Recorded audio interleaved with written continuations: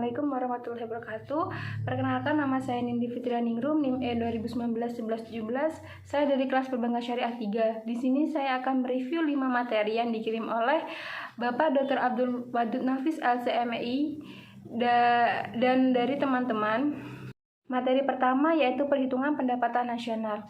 Pendapatan nasional adalah nilai total output akhir satu negara dari semua barang dan jasa yang diproduksi dalam satu tahun. Konsep pendapatan nasional terdiri dari produk domestik bruto, produk nasional bruto, produk nasional neto, pendapatan nasional neto, pendapatan perseorangan, pendapatan yang siap dibelanjakan.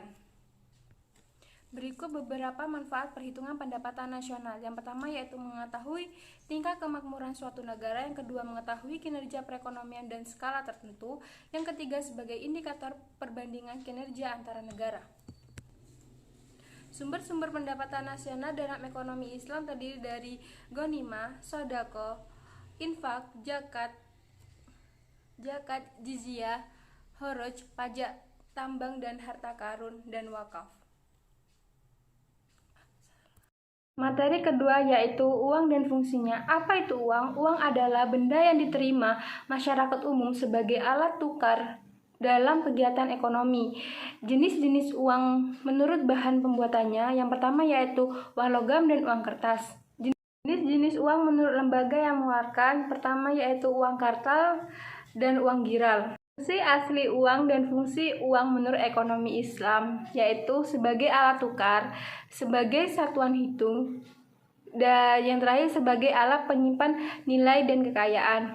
Fungsi turunan uang yang pertama yaitu alat pembayaran transaksi yang sah, yang kedua alat pembayaran hutang, yang ketiga alat penimbun kekayaan, yang keempat alat pemindah kekayaan, dan yang kelima adalah alat pendorong kegiatan ekonomi.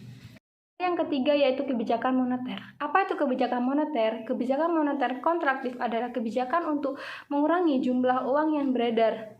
Jenis-jenis kebijakan moneter yaitu kebijakan moneter ekspansif dan kebijakan moneter kontraktif. Tujuan kebijakan moneter antara lain menjaga kestabilisan harga, menjaga kestabilan ekonomi, meningkatkan kesempatan kerja, distribusi likuiditas yang optimal. Adapun instrumen kebijakan moneter, yang pertama yaitu kebijakan operasi pasar terbuka, yang kedua kebijakan diskonto, yang ketiga kebijakan cadangan kas, kebijakan kredit ketat, kebijakan dorongan moral, penyesuaian tingkatan suku bunga. Keempat yaitu peran dan fungsi bank. Apa itu bank sentral? Bank sentral adalah sebuah instansi atau lembaga keuangan yang memiliki tanggung jawab atas suatu kebijakan moneter dan melahirkan tingkat aktivitas ekonomi yang stabil dalam suatu negara. Sentral berkaitan dengan pemerintah antara lain yaitu menyediakan kredit terhadap pemerintah, yang kedua mengatur kas pemerintah, yang ketiga mempunyai hak tunggal terhadap pencetakan uang dan lain-lain. Adapun tugas bank sentral dalam perbankan yaitu pertama menentukan suku bunga, yang kedua sebagai banker, yang ketiga melakukan pengembangan kredit yang sehat, yang keempat melakukan pembinaan semua bank yang ada dan lain-lain. Kewenangan bank sentral yaitu yang pertama untuk melakukan pengendalian moneter, yang kedua menentukan target moneter, yang ketiga melakukan pengontrolan kebijakan yang berhubungan dengan keuangan.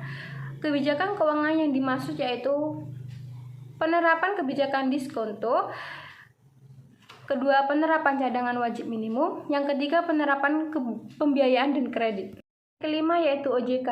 Apa itu OJK? OJK adalah lembaga negara yang memiliki fungsi dan tugas dalam penyelenggaraan sistem pengaturan dan pengawasan terhadap industri jasa keuangan secara terintegrasi. Yang berada dalam pengawasan OJK diantaranya perbankan, pasar modal, asuransi dan pensiunan, lembaga pembiayaan, dan beberapa lembaga jasa keuangan lainnya. Adapun tugas OJK sebagai berikut. Yang pertama yaitu mengatur dan mengawasi kegiatan jasa keuangan baik dari sektor perbankan maupun non-perbankan. Yang kedua, mengatur dan mengawasi kegiatan jasa keuangan di sektor pasar modal. Yang ketiga, mengatur dan mengawasi aktivitas jasa keuangan di sektor asuransi dana pensiun, lembaga pembiayaan, dan lembaga keuangan lainnya. Berikut beberapa wewenang OJK diantaranya: menetapkan peraturan perundang-undang di industri jasa keuangan, membuat dan menetapkan peraturan tentang pengawasan di industri jasa keuangan. Yang ketiga, membuat dan menetapkan kebijakan tentang pelaksanaan tugas OJK. Sekian dari saya. Wassalamualaikum warahmatullahi wabarakatuh.